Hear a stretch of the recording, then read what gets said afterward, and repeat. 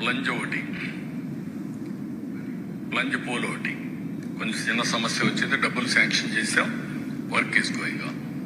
We have taken decisions.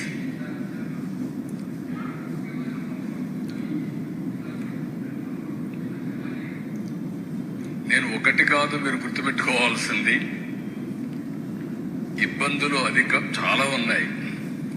దిగమింగి అనునిత్యం రోజుకు 1 గంట అయినా నేను ఫైనాన్స్లో కూర్చొని మాట్లాడుకుంటున్నాం. ఏ విధంగా చేయాలని ఆలోచిస్తున్నాం. అది కూడా ఒక రైట్ టైంలో మీతో మాట్లాడతాను. ఒక 11 సీట్లతో బుద్ధి చెప్పిన తర్వాత కూడా బుద్ధి మారకుండా ఏ విధంగా వీళ్ళు అడ్డపడుతున్నారో రైట్ టైంలో will place before you with documentary evidence. అది ప్రజాద్రోహం. నేను ఆస్తులు తాకట్టు పెట్టడంలో, మద్యం ఆదాయాన్ని తాకట్టు పెట్టడంలో, కానీ ఒక క్రెడిబిలిటీతో ఎక్కడ కూడా సంక్షేమం ఆగకూడదు. అభివృద్ధి ఆగితే ఆదాయం తగ్గిపోతుంది. 2 బ్యాలెన్స్ చేయడానికి సమాంతరంగా తీసుకుపోతున్నాం. దాని మీద ఎన్ని ఆటలాడని ఆడుతున్నారు సార్. ఇప్పుడు మీరు ఈ 3 నిమిషాల్లో మీరు ప్రజలందరికీ మీరు ఏం చెప్పారంటే, ఏం కన్వే చేశారంటే, ఒకటి, మీరు ఎవ్వరే కానీ మిమ్మల్ని ఏమన్నా ప్రశ్నలు అడిగితే మీరు ఉపేక్షించరు. అది ఎవరు, ప్రతిపక్షమే కాదు, ప్రజలను ఉద్దేశించి కూడా చెప్పినారు, ప్రజలు కూడా అని అన్నారనమాట. రెండవది, మీరు ప్రతిరోజు 1 గంట సేపు ఆర్థిక డిపార్ట్మెంట్తో, ఫైనాన్స్ డిపార్ట్మెంట్తో కూర్చొని మీరు సమీక్ష జరుపుతున్నారని. సార్, మాకు తెలిసి మేము కూడా 5 సంవత్సరాలు నేను కూడా ఆర్థిక శాఖ మంత్రిగా పనిచేశాను. వారానికి ఒకరోజు 2-3 గంటల పాటు ముఖ్యమంత్రి గారు మాతో సమీక్ష జరిపేవాళ్ళు. మిగతా రోజులంతా కూడా ఆర్థిక శాఖ మంత్రి కూర్చొని ఆర్థిక డిపార్ట్మెంట్తో సమీక్ష జరుపుతారనమాట. మళ్ళీ మీరేదో కొత్త సిస్టమ్ చెప్తున్నారు. మరి ఈ ప్రకారంగా ఆర్థిక శాఖ మంత్రి ఏం చేస్తున్నట్టు అని. ఆ తర్వాత మీరు చెప్తున్నారు అసలు ఏది తాకట్టు పెట్టలేదని, లిక్కర్ డబ్బులు తాకట్టు పెట్టలేదని అంటున్నారు. ఎక్సైజ్ రెవెన్యూ మంచిదే. ఎక్సైజ్ రెవెన్యూ ఒకవేళ తాకట్టు పెట్టలేదని మీరు అంటున్నారు.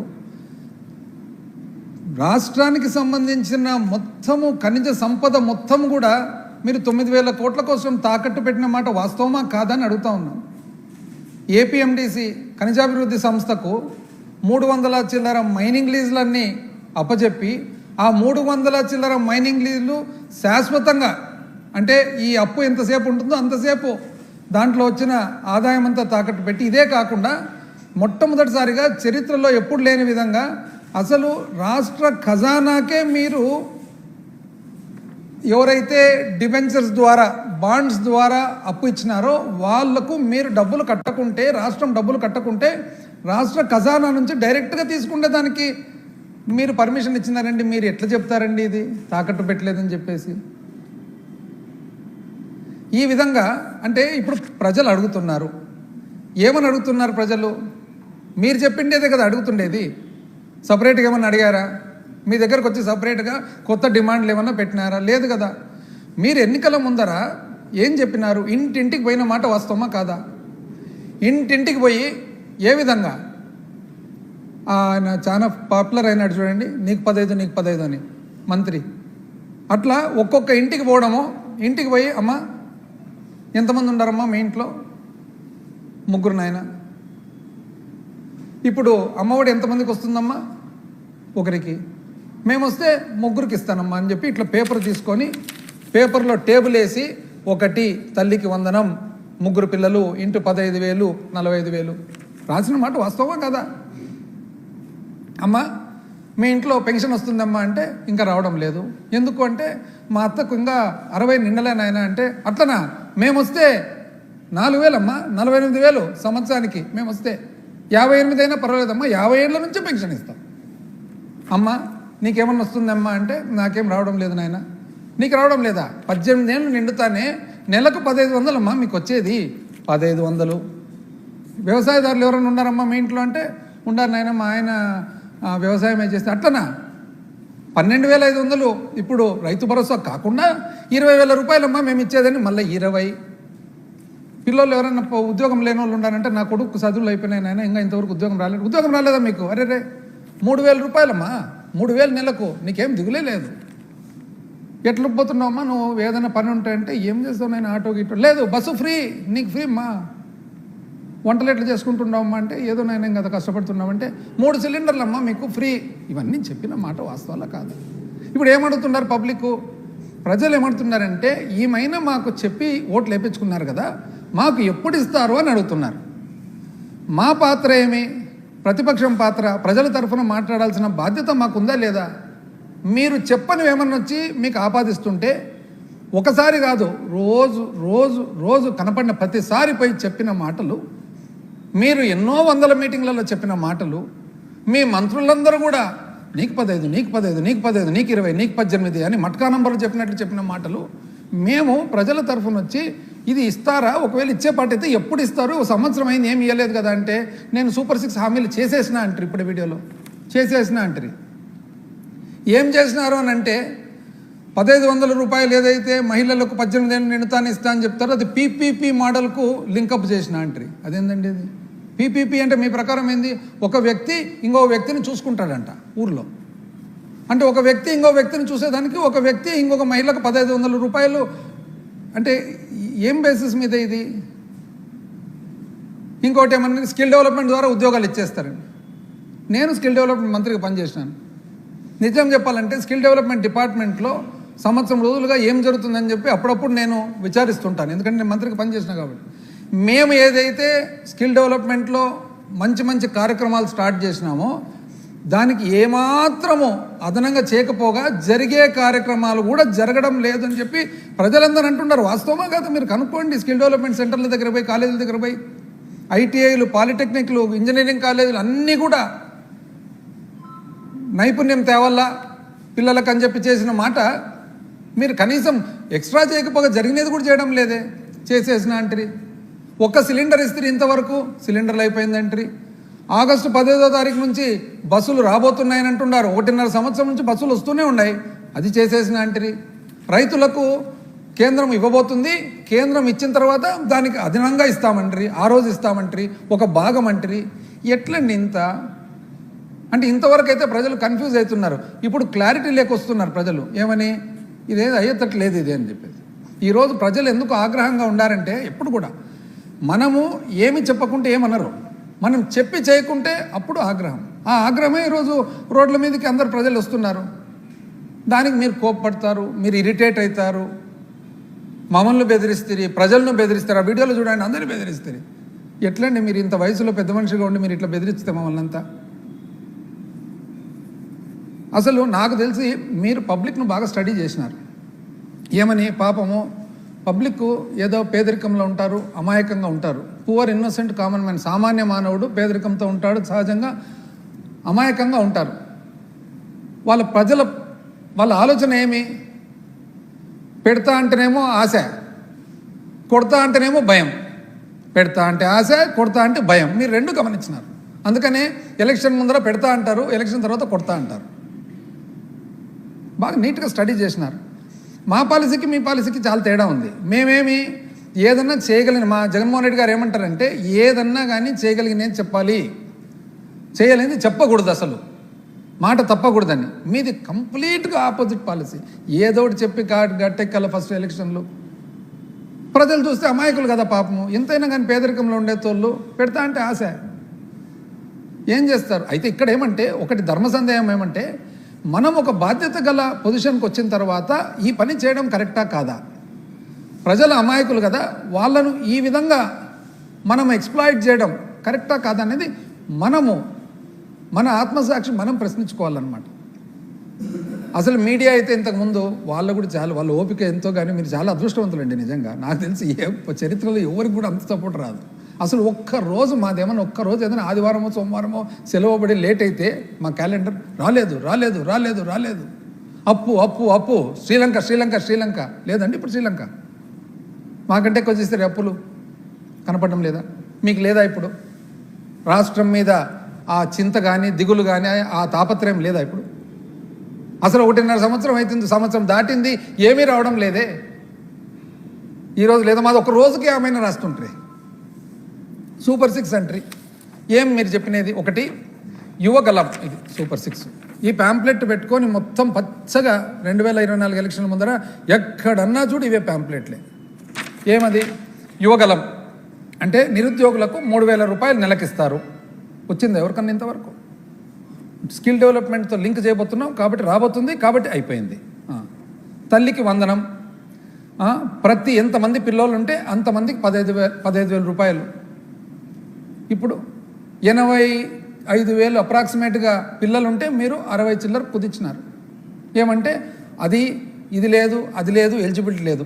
ఆ రోజు మేము ఎలిజిబిలిటీ గురించి చెప్పినప్పుడు మమ్మల్ని అన్ని తప్పులు పడితే మళ్ళా మీరు తప్పు అని అన్నప్పుడు ఆ తప్పును సరిదిద్దాల్సిన బాధ్యత మీకుందా, లేదా తప్పును కంటిన్యూ చేసి నువ్వు తప్పు అని చెప్పేది బాధ్యతను?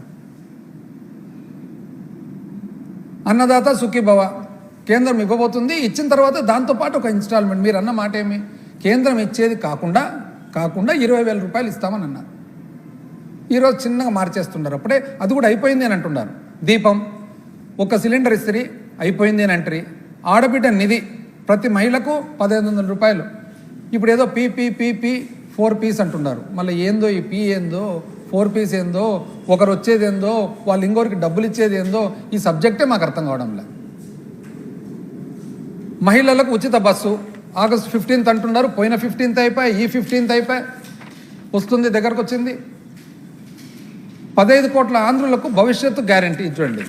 ఈ ప్యాంప్లెట్లు కూడా అంటే 18 ఏళ్ళు నిండిన స్త్రీకి ఆడబిడ్డ కింద నెలకు 1,500. ఇప్పుడే నేను చెప్పినది తల్లికి. ఇవన్నీ ఏమి దీనికంతా పేరేం పెట్టినారంటే ఏది ఆడబిడ్డ నిధి, తల్లికి వందనం, దీపం, ఉచిత బస్సు ప్రయాణం కలిసి మహాశక్తి పేర్లు మాత్రం బ్రహ్మాండంగా ఉంటాయి. సినీ ఫీల్డ్ బేసిస్ ఈ పార్టీకి ఫౌండేషన్ సినీ ఫీల్డ్ కాబట్టి బ్రహ్మాండంగా ఉంటుంది అనమాట. మా పార్టీకి ఫౌండేషను ఏదో ఒక పిల్లర్స్ ఏమంటే రాజశేఖర రెడ్డి గారి ఆశయాలు, ఒక పద్ధతి, ఒక రైతులు, వ్యవసాయదారులు, పాపము బీసీ మైనారిటీలు, వ్యవసాయదారులు. ఇది మాకు ఫౌండేషన్ అయితే ఇక్కడ ఫిల్మ్ ఫీల్డ్ ఫౌండేషన్ అనమాట. ఏం చేద్దాం? అన్నదాత సుఖీభవ 20,000 రూపాయలు. యువగళం బీసీలకు రక్షణ చట్టం. ఏం దీంట్లో ఒక్కటన్నా కనీసం నిజం చెప్పాలంటే ఎంతమందికి ఇవ్వాల్సి వస్తుందండి? మీరు 18 ఏళ్ళు నిండిన ప్రతి మహిళకు అంటే ఇంచుమించు 2,07,00,000 మంది మహిళలకు ఇవ్వాలి. ఇప్పటికి 2,07,00,000 మంది మహిళలకు ఒక్కరికన్నా అందిందా? మీరు పీపీపీ అంటున్నారు. 2,07,00,000 మందికి పీపీపీ కింద మీ థియరీ ప్రకారము ఒక వ్యక్తి ఇంకో వ్యక్తిని చూసుకుంటారు. ఏందో ఈ సబ్జెక్టే మాకు అర్థం కాలేదు. చూసుకునేది ఏందో, ఇచ్చేది ఏందో. అంటే ఇప్పుడు 2,07,00,000 మంది 2,07,00,000 మందికి డబ్బులు ఇవ్వాలా? ఎందుకు ఇవ్వాలా? ఎందుకు ఇస్తారు? అదేమన్నా ఉద్యోగమా? దీపం 1,54,47,000 మందికి. నాకు తెలిసి పోయినసారి సింగిల్ సిలిండర్ కూడా సగం మందికి వచ్చినట్లుంది అంతే. తల్లికి వందనం 83 లక్షల మందికి ఇవ్వాలా? అదేదో కుదిచ్చేసి 60 లక్షల చిల్లర అని అంటున్నారు. మళ్ళీ ఇంతవరకు ఇంకా అందలేదు పూర్తిగా అందరికీ. కుదించడేమో కుదించినారు. కుదిచ్చేది కాక ఏం చేసినారు? మళ్ళా 13,000. ఎన్ని తప్పులు పడతారండి మమ్మల్ని? 13,000 2,000 ఎందుకు పెట్టినాం మేము? జగన్మోహన్ రెడ్డి గారు ఏమన్నారు? 1,000 రూపాయలు బళ్ళన్నీ కూడా మనము నాడు నేడు కింద బాగా చక్కగా కట్టడం జరిగింది కాబట్టి మెయింటెనెన్స్, ఆ టాయిలెట్స్ కానీ బాత్రూమ్లు కానీ మెయింటెనెన్స్ కోసము, వాచ్మ్యాన్ జీతాల కోసం అంటే ఎన్ని తప్పులు పడతారు. ఇప్పుడు మీరేం చేస్తున్నారండి? మీరు 13-15 ఇస్తుండేది 13 కదా. అంటే ఇప్పుడు ఆ మంత్రి ఉన్నాడు చూడండి, పాపులర్ మంత్రి. ఇప్పుడు ఏం చెప్పాలంటే పోయి నీకు 13, నీకు 13, నీకు 13, ఒకరికి 18. ఇప్పుడు నీకు లేదు నీకు లేనే లేదు అన్నలా. అంతే కదా. ఇప్పుడు ఇంకా 83 నుంచి 67 కుదించినారంటే నీకు 13, నీకు 13, నీకు లేనే లేదు. అది కరెక్ట్ సరిపోతుంది. అన్నదాత ఏది ఎంతమంది? 53,50,000 మంది. అంటే ఒక సంవత్సరం అయితే ఇవన్నీ మిస్ అయినట్లే కదా. స్థానిక బస్సుల్లో ఆడవాళ్ళందరికీ కూడా ఫస్ట్లో ఏమంటారు? మొత్తము మహిళలందరూ కూడా అమాయకంగా, ఎందుకంటే మీరు గొప్ప స్థాయిలో మీరు చెప్తారు. మీరు చూస్తే షూరిటీ ఎంట్రీ, ఇంకోరు పార్టీ ప్రశ్నించేదానికి పార్టీ పెట్టిన ఆయన గ్యారంటీ అనే పెద్ద ఆయన ఫోటో పెట్టుకుంటారు, పైన కౌంటర్ గ్యారంటీ, ఇంకొక ఆయన వారంటీ. మీరందరూ చెప్పే లోపల ఆడవాళ్ళు ఏమనుకున్నారంటే శ్రీకాకుళంలో బస్సు ఎక్కొచ్చు, ఒకటే టక్ అని చెప్పి తిరుపతికి వెళ్ళిపోవచ్చులే ఫ్రీగా అని అనుకున్నారు. పాపం మీరు చూస్తే చిన్న కుదిస్తున్నారు. ఏమని? జిల్లాలో మాత్రమే కదా మీరు తిరిగేది, బయట మీకేం పని అంట. మీరు చెప్పినది ఏంది? మళ్ళీ పాపం చాలా మంది ఏమనుకున్నారంటే నెల్లూరులో బస్సు ఎక్కి సింహాచలం వెళ్ళిపోవచ్చులే అని అనుకున్నారు. మీరు ఇప్పుడు సింపుల్గా ఏమంటే జిల్లాలో మాత్రమే కదా, నెల్లూరులో మాత్రమే కదా తిరిగేది, మీకేం పని బయటికి అంటే ఏం పని మళ్ళీ చెప్పాల్సింటారు ఆ రోజే. తాలూకాల్లో తిరగాలన్నా, జిల్లాలో తిరగాలన్నా, మండలంలో తిరగాలన్నా చెప్పాలా. యువగళ్ళం 3,000 పాపం పిల్లోళ్ళందరూ అయితే బ్రహ్మాండంగా 3,000 నెలకు వస్తుందిలే అని అనుకుంటుంది. అంటే ఎంతమంది 20 లక్షల మంది. ఎక్కడికి పోతుంది ఇదేని? ఆ కన్ఫ్యూజన్ కూడా చూడండి.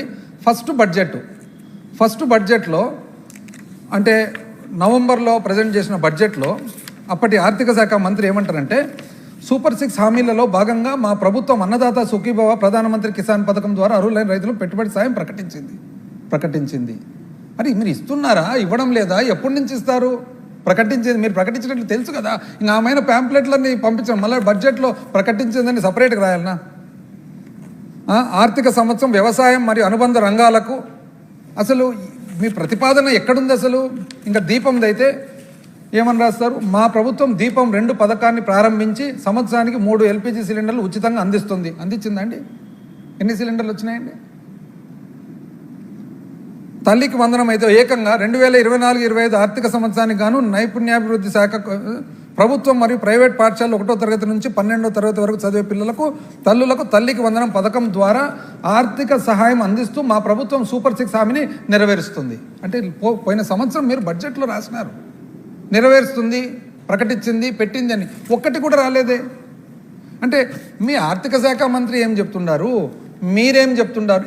దాని తర్వాత మళ్ళా మొన్న బడ్జెట్ ఏది ఈ సంవత్సరం 25-26 ఎన్ని ఆర్థిక ఇబ్బందులున్నా అన్నదాత సుఖీభవ పథకం కింద ప్రతి రైతుకు ఏటా 20,000 రూపాయలు అందిస్తూ కేటాయింపులు చేసినారండి.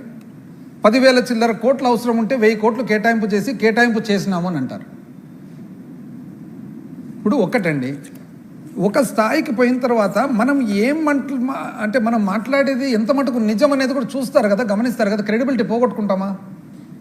ఇప్పుడు ఆస్తి పోతే సంపాదించుకునేదానికి అవకాశం ఉంటుంది, ఆరోగ్యం పోతే ఏదో కష్టపడి మెడిసిన్స్ లైఫ్ స్టైల్ మార్చుకునే అవకాశం ఉంది. క్రెడిబిలిటీ పోతే తల్లికి వందనం అయితే ప్రతి తల్లి తన పిల్లలను పాఠశాలకు పంపేలా ప్రోత్సహించే లక్ష్యంతో మరో సూపర్ 6 హామీని అమలు పరిచే దిశగా తల్లికి వందనం పథకానికి ప్రారంభిస్తున్నాం. దాంట్లో కేటాయింపు చెప్పరు. ఆ కేటాయింపు అన్ని ఎక్కడెక్కడ ఉన్నట్టు లెక్కేసుకుంటే 8,000. యాక్చువల్గా మీకు అవసరం ఉండేది ఎంత? మీకు అవసరం ఉండేది 12,000 చిల్లర కోట్లు అవసరం ఉంటుంది వాస్తవానికి. కరెక్ట్గా మీరు చెప్పిన ప్రకారం ఇవ్వాలంటే ప్రతిసారి అంతే, పోయినసారి కూడా అంతే.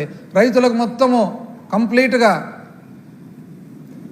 రుణమాఫీ ఎంట్రీ తీరా కుదిచ్చి ఎవరికి వచ్చిందో, ఎవరికి రాలేదో, ఎంత వచ్చిందో, ఎంత రాలేదో, చివరకు ఏ స్థాయి అంటే బడ్జెట్ బుక్లో ఎప్పుడు లేని విధంగా బడ్జెట్ బుక్లో డీటెయిల్స్ కూడా ఎంత అప్పు ఉంది అనే డీటెయిల్స్ కూడా లేకుండా పెట్టినారు.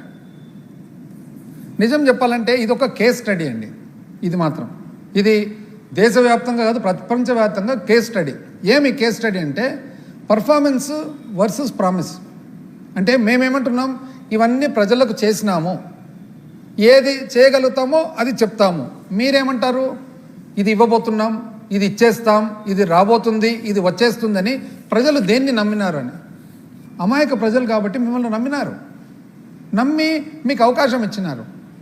మీకు అవకాశం ఇచ్చినంత మాత్రాన ఈ విధంగా మరి మనం పరిపాలన చేయడం కరెక్టా అని ప్రజలందరూ కూడా ఒకసారి వాళ్ళు ఆలోచిస్తూ ఉన్నారు. మీరు జాగ్రత్తగా ఆలోచించుకోవాలి. ఇప్పుడు ఇది ఉదాహరణకు మేము చెప్తాను మా పర్ఫార్మెన్స్.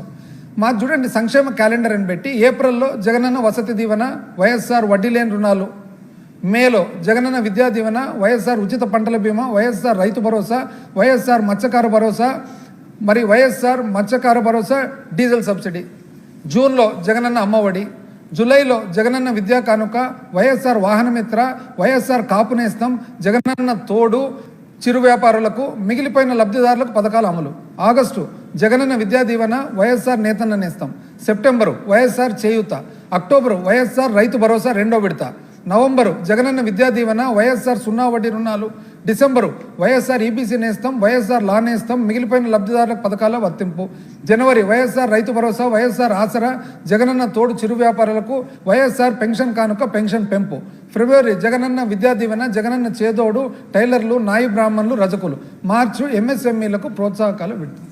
క్లియర్గా క్యాలెండర్ పెట్టి ఎన్ని ఇబ్బందులు ఉన్నా, కోవిడ్ ఉన్నా, నిజం చెప్పండి, మీరు కోవిడ్ ఎట్లాంటి విపత్తు మీరు ఎప్పుడు ఎదుర్కొన్నారని ప్రతిసారి మీరు వచ్చినప్పుడు చాలా ఇబ్బందికరమైన పరిస్థితి అంటారు. అంటే మీకు ఒకరికైనా ఇబ్బందులు? అంటే అందరు ముఖ్యమంత్రులకు ఎవరికి లేదా ఇబ్బందులు? మీకైనా, మీ ప్రభుత్వానికైనా? అది ఎట్లో ప్రతిసారి మీరున్నప్పుడే ఇబ్బందులు అని అంటారు. మరి ఇప్పుడు ఇవన్నీ కోవిడ్ అనే ఇబ్బందులు ఉంటే కూడా చేసినామా లేదండి? చివరకు లాస్ట్ ఆసరా చేయుత ఎన్నికలప్పుడు ఎందుకు ఆగిపోయిందో కూడా మీకు తెలుసు, ప్రజలకు తెలుసు. పోలింగ్ అయిపోయిన వెంటనే వచ్చిందా లేదా? అసలు చాలా ఆశ్చర్యకరంగా ఉంది. అందుకనే మేము చెప్పడం, మీది సూపర్ 6 ఏమో కానీ ప్రజల దృష్టిలో మాత్రము ఫస్ట్ బాల్లోనే అవుట్ అయినారు. ఫస్ట్ బాల్లోనే అవుట్ అయిపోయినారు. అసలు ఇంకోటి ఒక పెద్ద మిస్టరీ ఏమంటే, మీరు మీ పాలనలో ప్రతిసారి ఇబ్బందులు అంటారు కదా, మిస్టరీ ఏమంటే ఇప్పుడు మీది మాది పోలిక చేద్దామండి. 2023-24 మా బడ్జెట్ ఎంత అంటే 23-24 మా చివరి సంవత్సరం 2,35,780 కోట్లు మా బడ్జెట్. అంటే ఖర్చు వచ్చేసి 2,35,780 కోట్లు. మీరు 2024-25 అంటే మా తర్వాత ఫస్ట్ సంవత్సరం మీ బడ్జెట్ ఎంత? 2,45,076. అంటే మాకంటే 10,000 కోట్లు మీరు బడ్జెట్ ఎక్కువ చేసినారు. పోనీ అంటే 2,35,000 అప్రాక్సిమేట్ మేము, మీరు 2,45,000 కోట్లు అంటే 10 లక్షలు ఎక్కువ చేసినారు కదా. పోనీ ఖర్చులు మాకు వచ్చిన పెద్ద ఖర్చు ఏమి? 52,000 కోట్లు. నేను ఇంకా పక్కన తీసేసి అందాజుకు చెప్తానండి. 52,000 కోట్లు మాకు జీతాలు, మీది 59,000 కోట్లు జీతాలు. పెన్షన్లు మాది 21,500 కోట్లు, మీది 27,000 కోట్లు వేసుకుందాంలేండి. వడ్డీలు వచ్చేసి మాది 29,500 కోట్లు, మీది 31,000 కోట్లు. కాబట్టి మాది 1,03,000 కోట్లు. ఇవన్నీ ఏది జీతాలు అనుకోండి, పెన్షన్లు అనుకోండి, వడ్డీలు అనుకోండి. మీది 1,18,000 కోట్లు, జీతాలు అనుకోండి, పెన్షన్లు అనుకోండి, వడ్డీలు 1,18,000 కోట్లు. తర్వాత మూలధనం పెట్టుబడి. మీరు ఎప్పుడు మేము మూలధనం పెట్టుబడి అసలు మీరేమి శాశ్వతమైన పనులు చేయరు అని అంటారు కదా. లాస్ట్ సంవత్సరం మేము చేసినది 23,300 కోట్లు, మీరు చేసేది 19,000 కోట్లు. మాకంటే 4,000 కోట్లు తక్కువ చేసినారు మీరు. మరి అంటే మేము ఈ పరిధిలోనే మాకెంత వచ్చింది గ్యాపు? 2,35,000 కోట్లల్లో మేము జీతాలు, పెన్షన్లు, వడ్డీలు తీసేస్తే 1,09,000 కోట్లు గ్యాప్ ఉంది. మీరు 2,45,000 కోట్లలో మీరు జీతాలు, పెన్షన్లు, వడ్డీలు తీసేస్తే 1,07,000 కోట్లు ఉంది గ్యాపు.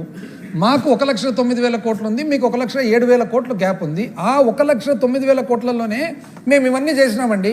జగనన్న అమ్మఒడి చేసినాం, జగనన్న వసతి దీవెన చేసినాం, జగనన్న విద్యా దీవెన చేసినాం, జగనన్న విదేశీ విద్యా దీవెన చేసినాం, జగనన్న వైఎస్ఆర్ రైతు భరోసా చేసినాం, వైఎస్ఆర్ 0 వడ్డీ పంట రుణాలు చేసినాము, వైఎస్ఆర్ ఫ్రీ క్రాప్ ఇన్సూరెన్స్ చేసినాము, ఇన్పుట్ సబ్సిడీ చేసినాము, మత్స్యకార భరోసా చేసినాం, 0 వడ్డీ చేసినాం, పెన్షన్ కానుక చేసినాం, చేయూత చేసినాం, ఆసర చేసినాం, నేతన్న నేస్తం చేసినాం, జగనన్న చేదోడు చేసినాం, వైఎస్ఆర్ లా నేస్తం చేసినాం, వాహన మిత్ర చేసినాం, ఆరోగ్య ఆసరా చేసినాం, ఈబీసీ నేస్తం చేసినాం, ఆరోగ్యశ్రీ చేసినాం, కళ్యాణమస్తు, షాదీ తోఫా హౌసింగ్ చేసినాము, జగనన్న తోడు చేసినాం, జగనన్న తోడు లోన్స్ చేసినాము, గోరుముద్ద చేసినాం, సంపూర్ణ పోషణ చేసినాం, విద్యా కానుక చేసినాము, ట్యాబులు పంచినాం. మీరు ఏం చేసినారు అని ఎక్కడ పోయింది డబ్బులు? ఇప్పుడు మేము అడగాల ప్రశ్న మిమ్మల్ని, ఎక్కడ పోయినాయి డబ్బులు? ఇప్పుడు మీ బడ్జెట్ మా బడ్జెట్ 10,000 కోట్లే తేడా. జీతాలు, పెన్షన్లు అండ్ వడ్డీలు లెక్కేస్తే ఇంచుమించు దగ్గరలో ఉన్నాం. 1,00,000 కోట్లు అప్రాక్సిమేట్గా మేము వేరే ఖర్చు పెట్టాం. మీరు ఎక్కడ ఏం చేస్తున్నారు? మాకు మీకు ఒకటి, మీరు 1,000 రూపాయలు పెన్షన్ పెంచినారు, ఎవరికి? వృద్ధాప్య పెన్షన్. కానీ బ్యాలెన్స్ అంతా ఎక్కడ పోయినట్లు? ఒక్క స్కీమ్ లేకుండా. అంటే నిజం చెప్పాలంటే మేము ఇన్ని స్కీములు చేస్తే ఆ అన్ని స్కీములు మీరు చేయనందువల్ల మీకైతే సేవింగ్ కదా. అది మేము ఎక్కడి నుంచి తెచ్చినట్లు? మీరన్నా సంకీర్ణ ప్రభుత్వం, మాది సంకీర్ణ ప్రభుత్వం కూడా కాదే. ఇది ప్రజలందరూ కూడా ఒక్కసారి చూడాలా. అసలు మేము అడగల ప్రశ్న, మీరు కాదు అడిగేది, మేము అడగల. ఆయన చూస్తే పార్టీ పెట్టినదే ప్రశ్నించేదానికని చెప్పేది ఆయన ఇవన్నీ అడగడే సైలెంట్గా ఉన్నాడు. మీరు అడగల కదా, మీరు పార్టీ పెట్టినదే ప్రశ్నించేదాన్ని కదా. పైగా ప్రజలనే ప్రశ్నిస్తాడు ఆయన. ప్రజలు మిమ్మల్ని ప్రశ్నిస్తారండి ప్రభుత్వంలో ఉన్నప్పుడు. ఇది చాలా ఆశ్చర్యకరమైన విషయం. మీరు బయటకు వచ్చి చెప్పాల మళ్ళీ. ఇప్పుడు ఎవరైనా కానీ ఒక సామాన్య మానవుడు ఏం చేస్తాడు? బడ్జెట్ చేసుకుంటాడు. మనం అందరం బడ్జెట్ చేసుకుంటాం. ఇప్పుడు ఇవన్నీ అంటే ఇప్పుడు 5 సంవత్సరాలుగా ఆంధ్ర రాష్ట్రంలో సామాన్య మానవుడు ఏప్రిల్లో ఏమొస్తుంది, మేలో ఏమొస్తుంది, జూన్లో ఏమొస్తుంది, జూలైలో ఏమొస్తుంది, నెల ఏమొస్తుందని చూసుకొని దాన్ని బట్టి పిల్లలకు ప్లాన్ చేసుకుంటారు, ఇంటికి ప్లాన్ చేసుకుంటారు, ఖర్చు ప్లాన్ చేసుకుంటారు. మీరు ఏమీ ఇయ్యనో ఈరోజు బయట చూడండి ఎట్లుందో పరిస్థితి. బయట చూస్తే అసలు అంగళ్ళల్లో వ్యాపారం లేదు. పాపం వ్యాపారస్తులు వర్తకులు అయితే ఇంకా 2024 నుంచి ఒకటే బ్రహ్మాండం. ఎందుకంటే సంపద సృష్టి అంటే ఎంత సంపదను అనుకుంటే ఆడ ఏమీ లేదు, ఉన్న వ్యాపారమే జరగడం లేదు. ఉన్న వ్యాపారం జరగకపోగా మొన్ననే ఊరికి పోతే నాకు ఒక ఆయన చెప్పినాడు, చాంద్ అని ఉన్నాడు అనమాట. వాళ్ళ తాత ఇద్రుస్ అని పాతకాలము మాకు వార్డు మెంబరు మా పంచాయతీలో, అదేవిధంగా కాంట్రాక్టర్ కూడా, ఆయన మనమడి చాంద్ అని. ఆ చాందు ఆయన తన కొడుకును పిలుచుకొని పోతున్నాడు, చిన్నపిల్లోడిని పిలుచుకొని పోతుంటే మొత్తం 5 గంటలకు 6 గంటలకి అంగళ్ళన్నీ మూసేసినారంటే, షాపులన్నీ మూసేసినారు. డల్గా ఉందంటే ఏదో కర్ఫ్యూ మాది. ఎందుకంటే వ్యాపారాలు ఉంటేనా, సంపద సృష్టి లేదు. మరి ఒక్క చోట మాత్రం బల్బులు వెలుగుతున్నాయంట. ఆ పిల్లోడు ఉండి వాళ్ళ నాయన అడిగినంట, నాయన ఆడేదో చాలా మంది ఉంటారు, బల్బులు వెలుగుతుండే, ఆడికి నన్ను పిలుచుకొని పోంటాయంట. ఏం చేయాలరా, ఏం చేస్తావు, వాడు పిలుచుకొని పోయింటే నన్ను పిలుచుకొని పోయినా పిలుచుకొని పోయేదో మనుషులు చాలామంది ఉంటారు, నాకేదన్నా కొని అంట. తీరా ఏమంటే ఏకైక షాప్ నడుస్తుండేది వైన్ షాప్ అంట. ఇది సంపద సృష్టి, ఇది వాస్తవం జరిగినది. వైన్ షాపు, ఆ ఒక్క వైన్ షాపుకు మాత్రం బల్బులు పెట్టి ఎవరైనా చూస్తే ఏదైనా బ్రహ్మాండమైన పండగనేమనేటట్లు ఆ పిల్లోడ బల్బులను చూసి నాకు కూడా ఏమైనా కొని అంటారంట. మిగతా అన్ని షాపులు మూసుంటాయి. మామూలు పిల్లలు ఏమంటారు, అంగడి ఏదైనా బొమ్మలు కనపడితే కొని అంటారు, ఇది బల్బులు కనపడితే కొని. ఆడ పరిస్థితి ఎట్లుందంటే ఊర్లలో మీరు చూసినారో లేదో అండి, అందరూ ఫైనాన్స్లలో తీసుకున్నారు. 5 స్టార్ ఫైనాన్స్ అని, ఇంకో ఫైనాన్స్ అని. జాగ్రత్తగా చూడండి అవన్నీ ఎంత ఫైనాన్స్లు ఉన్నాయి. అందరు ₹2 వడ్డీ, ₹3 వడ్డీ, మళ్ళొకసారి. అంటే 5 సంవత్సరాలు ఈ వడ్డీ ఇదంతా లేదు, ఈ కాల్మనీలు ఇవన్నీ లేవు. ఇప్పుడు చూడండి ఎట్లున్నాయో. ప్రతి ఒక్కరూ ఇండ్లు తాకట్టు పెట్టి వడ్డీలకు తీసుకున్నారు, సర్వనాశనం అయిపోతున్నారు. చివరికి ఏ స్టేజ్కి వచ్చిందంటే, 1 సంవత్సరం అయిపోయిన తర్వాత విజయం సంగతి ఏమో కానీ ఆయన కేకే సర్వే అని మొన్న వచ్చింది. ఆ కేకే సర్వేలో బాగలేదు సర్వే అంటారు. మరి ఆ రోజు మీకు 160 వస్తానప్పుడు బాగుందే, అప్పుడేమో బాగుంది, ఇప్పుడు బాగలేదంట సర్వే. ఆయన ఏమంటారంటే 40 సీట్లు అవుట్రైట్గా పోతాయి, మిగతావి కూడా అన్ని ఆడికాడికి ఉన్నాయంటే అది మాత్రం నచ్చలే. సంవత్సరం కాలే ఇంతవరకు పాజిటివ్ పరిపాలన చేసే బదులు మీ మీడియా వాళ్ళే మీకు క్వశ్చన్లు అడుగుతున్నారు. ఒకవేళ జగన్మోహన్ రెడ్డి మళ్ళా వస్తే, అంటే స్టార్ట్ అయింది అప్పుడే, ఇంకా 4 ఏళ్ళు ఉంది, అంతలేక మీకు జగన్మోహన్ రెడ్డి మళ్ళా వస్తే అంటే మీ మనసులో ఉన్న మాటనే కదా. ఇంకా చూడండి, అంటే దాని సంకేతం ఏమది? దీంట్లో విజయం అయితే మాకేం అర్థమే కాలేదు అసలు ఏం విజయమో. ఇప్పుడు నిజం చెప్పాలంటే ఇదంతా కూడా ఎవరికి, మాకు మీకు కాదు, మీకు ప్రజలకు. మేము ఓన్లీ ప్రజల తరఫున వకాలత్తు. ఇప్పుడు ఇవన్నీ చెప్పి అధికారంలోకి వచ్చినది ఎవరు? మీరు కదా. సమాధానం చెప్పాల్సినది ఎవరికి? ప్రజలకు కదా. అందుకని ప్రజలు ఆగ్రహంతో ఉండారు. మేము ఎంతసేపు వకాలత్తు ప్రజల తరఫున, ప్రతిపక్షం కాబట్టి మేము వకాలత్తు పుచ్చుకుంటే మా మీద మీకు ఇరిటేషన్, కోపం. తాట తీస్తా అంటారు ఏమన్నంటే, ఏం తాట తీస్తారండి? అసలు ఏమనంటే అప్పు అప్పు అప్పు అప్పు. మీ సంస్థలు అయితే నిజంగా వాళ్ళు కూడా, వాళ్ళకి అసలు ఏదైనా రమాన్ మెగ్సెసే అట్లాంటి అవార్డ్స్ ఇవ్వాల, పెద్ద పెద్ద అవార్డ్స్. అప్పు అప్పు అప్పు 10 లక్షల కోట్లు, 13 లక్షల కోట్లు, 14 లక్షల కోట్లు, చివరకు అవన్నీ మీరు ప్రూవ్ చేయరని మొట్టమొదటిసారిగా చరిత్రలో అప్పు ఎంత అనేది బడ్జెట్ బుక్లో అప్పు ఎంత అని రాయకుండా పెట్టినది మొట్టమొదటిసారి మీరే. నాకు తెలిసి ఏ రాష్ట్ర చరిత్రలో ఈ భారతదేశంలో అప్పు ఎంత ఉంది అని బడ్జెట్ బుక్లో లేకుండా బడ్జెట్ బుక్ ఇచ్చినది ఒక్క మీరే. ఎందుకు అనంటే అప్పు మీరు 14 అని, 13 అని, 12 అని అవన్నీ చెప్పి వాస్తవానికి ఎంత అండి అప్పు? రాష్ట్ర విభజన జరిగినప్పుడు 1,40,717 కోట్లు విభజన జరిగినప్పుడు ఆంధ్ర రాష్ట్రం భాగం అప్పు. మీరు 2019 దిగిపోయేటప్పుడు మేము ప్రభుత్వం ఏర్పాటు చేసుకున్నప్పుడు 3,90,247 కోట్లు, 3,90,247 కోట్లు. అంటే మీరు ఎంత అప్పు చేసినారు? 2,49,350 కోట్లు మీరు అప్పు చేసినారు. మేము దిగిపోయేటప్పటికి, ఇది మీరు పుస్తకాల్లో పెట్టుకున్న సిఏజీ రిపోర్టు, ఆర్బీఐ రిపోర్టు, మీ లోపల డాక్యుమెంట్లు అవన్నీ తీసినదే, మా ఫిగర్స్ కాదు, ఇది ప్రభుత్వ ఫిగర్స్, కేంద్ర సంస్థల ఫిగర్స్ ఇవన్నీ.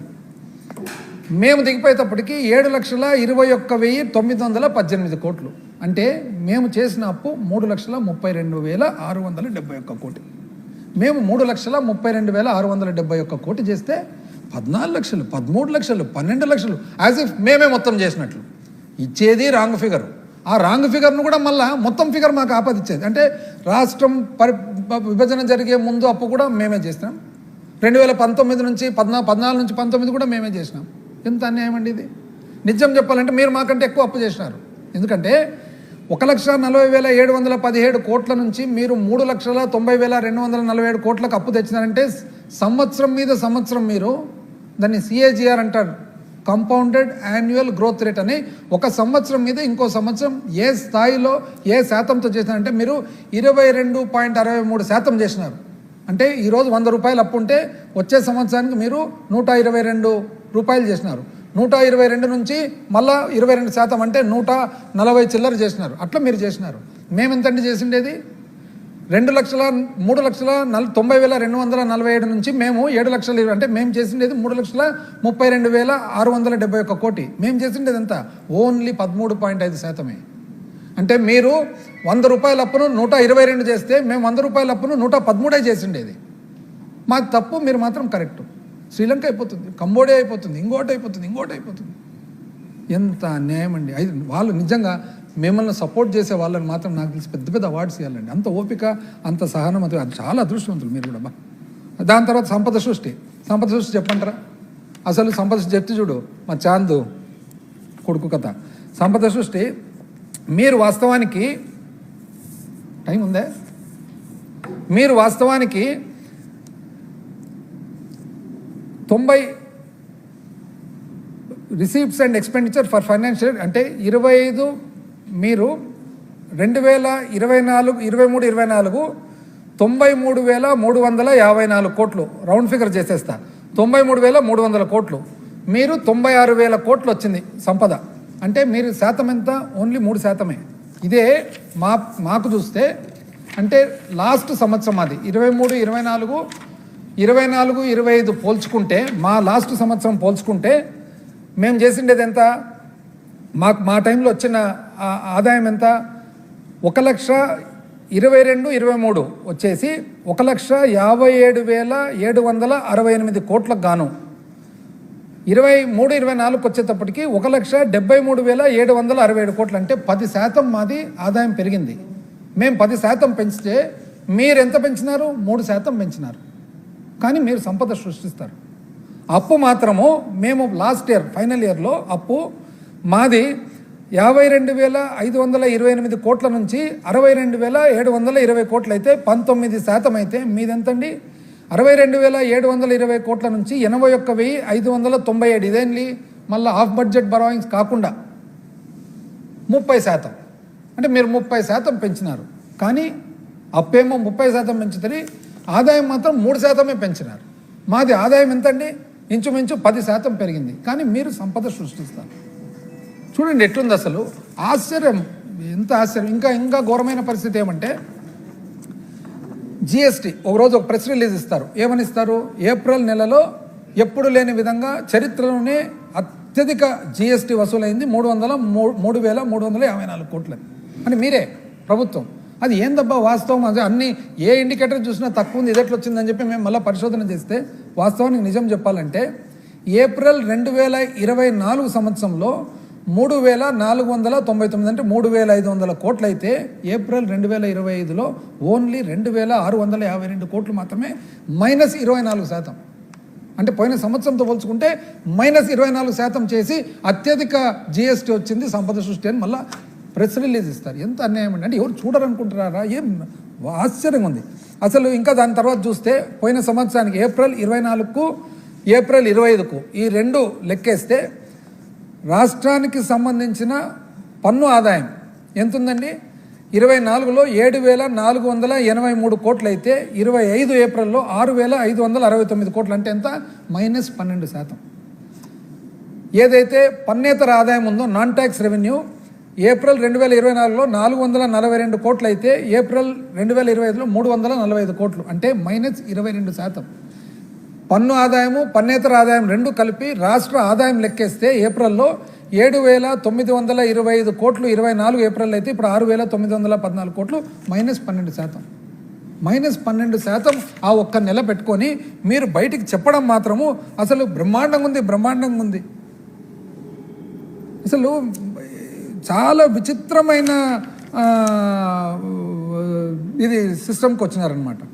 ఇక్కడ చూడండి, ఇది కాక మళ్ళీ ఎంప్లాయీస్ ఇష్యూకి వస్తే ఈరోజు పిఆర్సీ సంగతి ఏమైందండి? డిఎస్ సంగతి ఏమైంది? అసలు మేమేదో ప్రావిడెంట్ ఫండ్ అని నేను చెప్తా, కరెక్ట్ లెక్క చెప్తా. ఈ ఎంప్లాయీస్ జాగ్రత్తగా చూసుకోవాలా.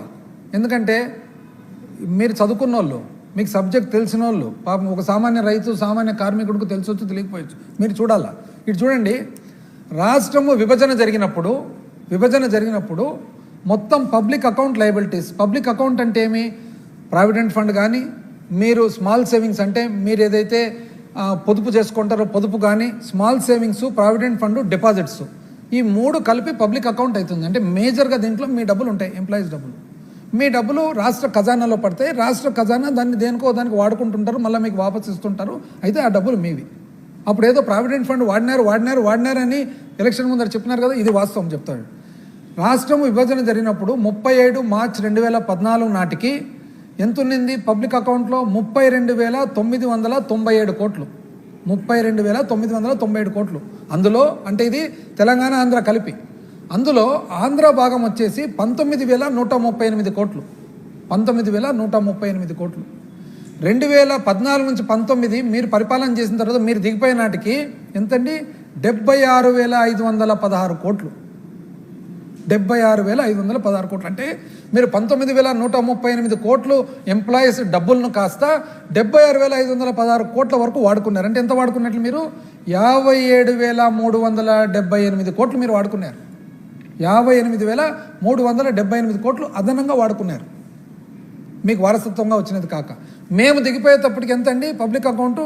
76,038 కోట్లు. అంటే మేము వాడుకోకపోగా మేము 478 కోట్లు తిరిగి కట్టినాం.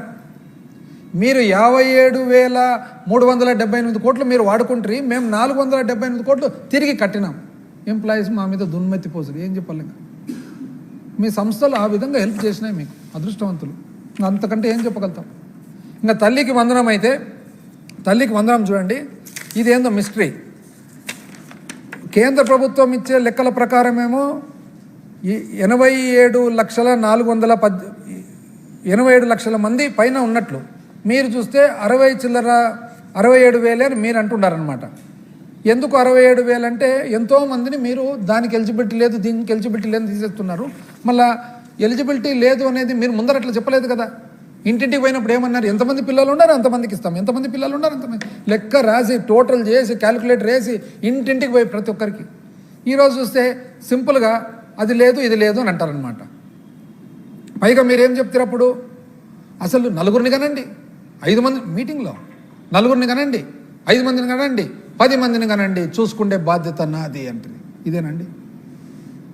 అంటే పాపం సామాన్య మానవులు ఏదో పేదరికంతో నమ్ముతారు. నమ్ముదంత మాత్రాన ఇంకా ఆయన గ్యారెంటర్ ఎక్కడ పోయినాడో నాకు అర్థం కాలే. ఎక్కడ ప్రశ్న లేదు, జవాబు లేదు గ్యారెంటర్ది అయితే.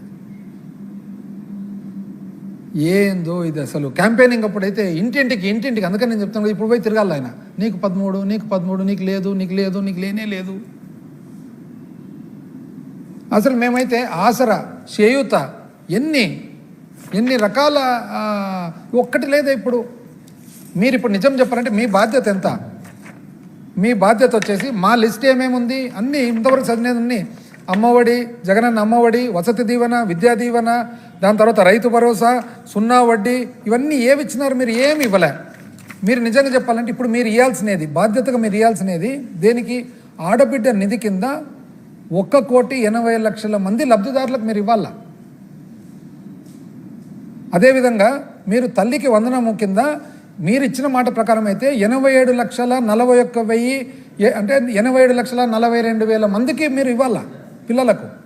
అన్నదాత సుఖీభవ కింద 53,58,000 మంది రైతులకు ఇవ్వాల. మీరు నిరుద్యోగ భృతి కింద మీరు ఇంచుమించు 20 లక్షల మంది పిల్లలకు 3,000 రూపాయలు ఇవ్వాల. ఉచిత బస్సు కింద 2,07,00,000 మంది 70,000 మంది 2,70,000 మంది మహిళలకు మీరు బస్సు ప్రయాణం ఇవ్వాల. దీపం పథకం కింద 1,59,00,000 మందికి మహిళలకు మీరు సిలిండర్లు ఇవ్వాల. పంటల బీమా కింద 53 లక్షల మంది రైతులకు మీరు బీమా కట్టాల. మీరు 50 ఏళ్ళు నేను ఇదైతే పాపం ఇంటింటికి పోవడము, అమ్మ నీకు పెన్షన్ అంటే లేదు నాయన రావడంలే, ఎందుకు రావడంలే అంటే మా అత్తకు ఇంకా 50-60 నిండలే, ఏం పర్వాలేదు మేము వస్తే ఇచ్చేస్తాం. టక్కని వాళ్ళకి ఏం కనపడుతుంది? 4,000 నెల అంటే 48,50,000 రూపాయలు ఒక్కసారి కనపడేటప్పటికి పటక్కని. అసలు ఆశ్చర్యం చూడండి నిజంగా. ఇవన్నీ పెట్టి చేసి ఇప్పుడు ఏమన్నంటే ప్రశ్నిస్తే కోపం అంటారనమాట. అసలు ఎగ్జిస్టింగ్ స్కీములు మా స్కీములు కూడా ఏది ఇవ్వలేదే అని చెప్పేసి, మా స్కీములు జగనన్న వసతి దీవెన రాలేదే, లబ్ధిదారులు ఎంతమంది 25 లక్షల మంది లబ్ధిదారులు, 25,17,000 మందికి వసతి దీవెన రావాలి. విద్యా దీవెన ఒక్కసారి ఇచ్చినారు 700 కోట్లు, అయిపోయి బంద్. కాలేజీలంతా మొత్తుకుంటున్నారు. విదేశీ విద్యా దీవెన లేదు, వైఎస్ఆర్ చేయూత లేదు, ఆసరా లేదు, చివరకు కాపునేస్తామండి. ప్రశ్నించే ఆయన కనీసం కాపునేస్తామన్నా ప్రశ్నించేది లేదా? మిగతా అంటే సర్లే కాపునేస్తామన్నా ఏమైందండి, ఎందుకు కాపునేస్తం ఇవ్వడం లేదని, అది లేదు, చేదోడు లేదు, లా నేస్తం లేదు, వాహన మిత్ర లేదు, ఈబీసీ లేదు, తోడు లేదు, 01 లేదు, ఏం లేవు. అసలు నిజం చెప్పాలంటే యాక్చువల్గా ఈ 1 సంవత్సరం అయిపోయిన తర్వాత ఏదో విజయ సభ అన్నారు, మళ్ళీ నిర్వహించలేదు.